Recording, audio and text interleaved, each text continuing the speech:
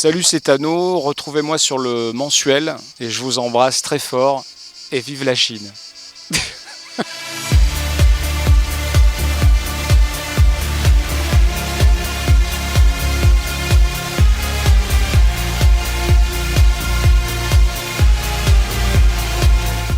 Cette date, on l'a gardée, en fait c'était une date qui était prévue depuis l'année dernière. Et puis après, il y a eu un petit souci avec des chauves-souris.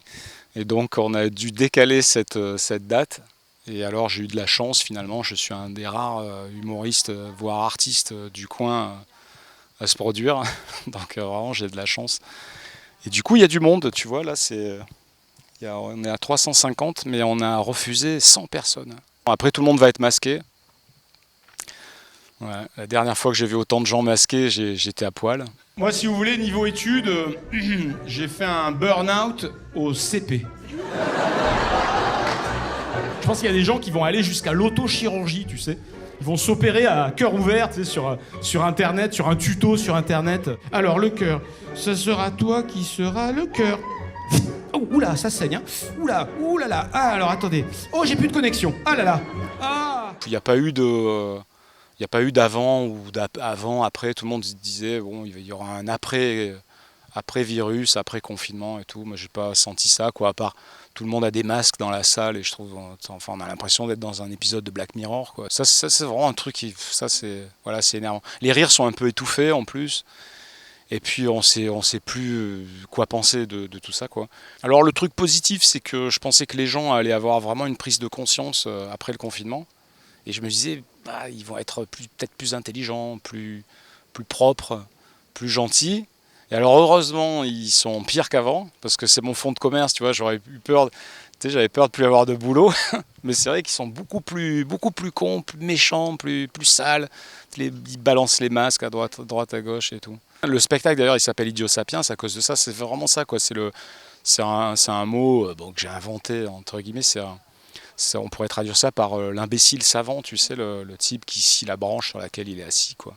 Et moi, à chaque fois, je dis toujours que le problème, c'est pas de dégueulasser la terre, le problème, c'est de dégueulasser notre maison, quoi. C'est surtout ça, parce que moi, je pense que la terre, un jour, elle va se secouer comme un chien mouillé, tu sais, et on va voler, quoi. Voilà, alors t'as le régime végétarien, plus strict, tu as le régime végétalien, et encore plus strict, tu as le régime nord-coréen. Alors... Non à la mondialisation, non! On va interdire le burkini. Moi, j'en ai rien à foutre qu'il interdise. C'est pas le problème, c'est pas ça, vous avez compris, hein. Moi, tu peux aller te baigner en armure. Je vais te dire mieux. Va te baigner en armure. C'est vraiment un truc qui me passionne, le stand-up. Et il y a des gens qui ont des a priori aussi sur le stand-up. Et le stand-up, c'est pas juste une personne qui se cache derrière un micro et qui parle. C'est comme le jazz, en fait. C'est-à-dire que plus la personne va avoir d'harmonie et de technicité et de trucs, plus ça va aller loin. Le stand-up, c'est exactement la même chose. Moi, je suis un fou de jazz, je joue de la batterie, et ça ressemble un peu à du jazz. C'est-à-dire qu'il y a une partition, il y a un thème très carré, avec un nombre de mesures, comme dans le bebop, on s'en fout. Et puis là-dedans, tu improvises sur le thème. Quand tu regardes Richard Pryor, le type a fait son dernier spectacle, il est sur Netflix, c'est 75. C'est d'un modernisme, c'est tellement avant-gardiste. Tu le montres à n'importe qui, t'es mort de rire. C'est le type qui a inventé le mot, quand on dit nigger, nègre dans le rap. Tous les rappeurs, c'est lui qui l'a inventé, le premier à dire ce mot-là. Il a influencé tous les rappeurs de la planète. Enfin, le type, et il a un micro, il fait des bruits avec. Et c'est ça qui est vachement important, c'est de connaître la vraie définition du stand-up, tu vois, avant de dire ouais, le stand-up, tout le monde fait du stand-up. Avec des bitcoins.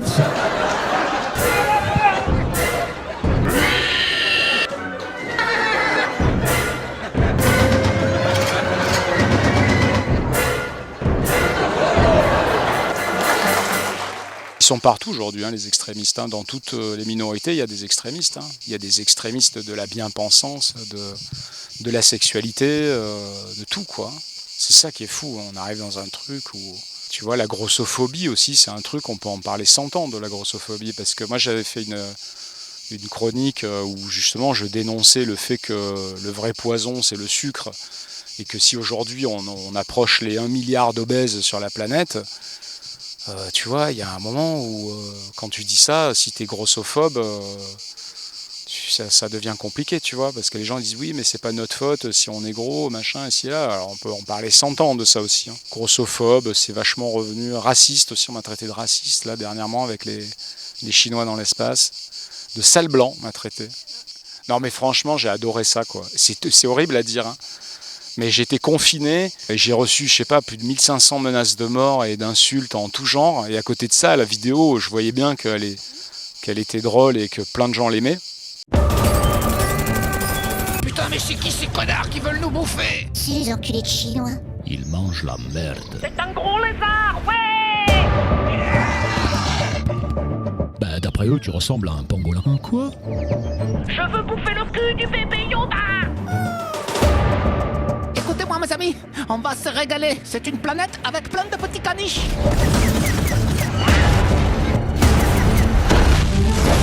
Petit toutou! Avec tous ces réseaux sociaux, notamment Instagram, ces gens biberonnés au bien-être avec les produits veggie et compagnie, ben en fait ces gens ils mélangent outrance et par exemple grossophobie, ils vont mélanger provocation peut-être avec racisme, tu vois. Alors c'est évidemment il faut condamner le racisme. On est loin de Harakiri, du professeur Choron et tout ça quoi, tu vois. Même Charlie Hebdo, les gens ils étaient tous Charlie. Tu vois bien que 3 jours après, ils sont plus du tout Charlie. Dès que tu critiques parce que tu leur dis qu'ils ont un gros cul, ça y est, ils sont plus du tout Charlie, quoi, tu vois. Non, mais c'est vrai, c'est terrible, quoi. Faut tuer nos plus grands caricaturistes pour être Charlie, et derrière, non, c'est insupportable. Et surtout, les gens, ce qui est fou, mais ça, j'ai plein de captures d'écran. T'as plein de gens qui me traitent de tous les noms, et ils ont leur truc, je suis Charlie, tu vois. Mais où vous êtes Charlie où en fait exactement je sais pas. Ça me fascine. Mais heureusement qu'ils sont là parce que putain quand ça s'est arrêté les insultes, je me suis retrouvé comme un pauvre type chez moi tout seul. Je me c'est fini. Oh non. J'ai dit encore une, il y a encore une petite. Hein, s'il vous plaît insultez-moi. Quelque part tu vois tu réussis presque ton coup même si en vrai c'est pas du tout ce que je voulais faire. Hein. Déjà quand j'ai mis le truc en ligne. Mes potes m'ont été morts de rire, mon attaché de presse qui est d'origine asiatique, il m'a dit non, t'inquiète, c'est pas du tout raciste, c'est génial, c'est à mourir de rire, on est vraiment, c'est du South Park, c'est du Monty Python, du tout ce que tu veux. Mais ça c'était les 3 premiers jours, et après il y a eu un truc, mais bon c'est ça qui est drôle. Quand tu sais que t'as plus ou moins raison, tu vois, c'est drôle.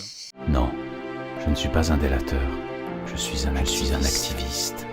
Les religieux ne sont pas tous des névropathes moyenâgeux. Je suis Charlie, sauf si tu fais des blagues sur moi. Les policiers me font peur. Méchant, l'humour et la liberté d'expression sont les armes des fascistes. Pas d'amalgame. Non au blasphème, non à la parodie. Moi je suis jamais allé voir un psy, alors peut-être que j'en aurais peut-être besoin, je sais pas. Moi personnellement je me sens pas en avoir le besoin si tu veux, tu vois. Mais j'ai plein de potes qui vont voir des psys. Mais moi, ça c'est une séance de psy pour moi. Parce que tu sors, faire rire les gens, je trouve ça génial. Les gens qui viennent te voir après, qui te disent ah, j'avais les larmes aux yeux, j'avais mal au ventre, merci. Je trouve ça fabuleux, c'est le plus beau cadeau du monde, quoi. C'est vraiment un truc. Après le spectacle, pendant 2 jours, je suis hyper heureux, quoi. C'est vraiment dans ces moments-là où je me sens vivant et le plus heureux quasiment du monde, quoi. Moi, je sais que je suis un hypersensible. Enfin, je suis quelqu'un qui attrape les choses. Tu vois, par exemple, si je suis dans une soirée, je vois une personne qui s'ennuie, ben, je suis pas bien. Tu vois, il y a un moment, je vais être obligé d'aller la voir, dire ça va, voilà, je supporte pas les gens autour de moi pas bien. Alors des fois ça me joue des tours parce que je me retrouve à parler pendant 3 heures et au bout d'un moment j'en ai plus rien à foutre et tu t'aperçois que t'es coincé, tu vois. Mais c'est ce côté-là d'être, je suis tout le temps en train de regarder les gens, tu vois. Et puis dans la famille aussi, mon père était chirurgien, c'était un fou de comédie, d'ailleurs ça me vient de là, hein, de comédie italienne, de Dino Risi et tout ça. Ma mère, pareil, c'est une artiste peintre. Et dans la famille, on est très, dans la famille aussi de mon oncle à Nice, on est moqueur, très très moqueur, quoi. Donc on peut être là à la terrasse d'un café, regarder les gens et critiquer tous les gens qui passent, quoi. Par contre, alors j'ai très très mal au cul sur la racine, là.